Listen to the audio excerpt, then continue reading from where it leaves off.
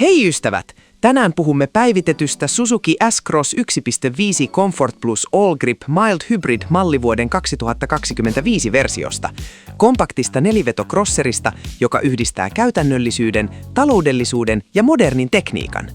Ulkoisesti S-Crossissa on hillitty, mutta itsevarma muotoilu, erottuva etusäleikkö, LED-valot ja suojaavat korin yksityiskohdat, jotka korostavat sen monikäyttöistä luonnetta.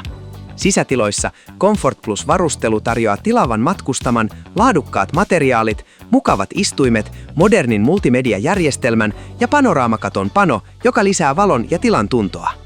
Autossa on 1.5-litrainen bensiinimoottori Mild Hybrid-järjestelmällä yhdistettynä automaattivaihteistoon.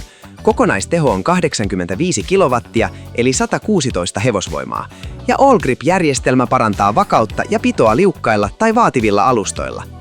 Todellisessa ajossa polttoaineen kulutus pysyy luokassaan kohtuullisena, mikä tekee mallista käytännöllisenä arkeen ja matkustamiseen. Suzuki S-Cross 1.5 Comfort Plus valmistetaan Unkarissa sijaitsevalla Magyar Suzuki-tehtaalla, joka on Suzukin ainoa tuotantolaitos Euroopassa ja josta autot viedään moniin maihin, ja merkin emoyhtiö on japanilainen Suzuki Motor Corporation. Kiitos katsomisesta, erityiskiitos tykkäyksistä, tilaa kanava jos pidät autoista ja nähdään ensi kerralla.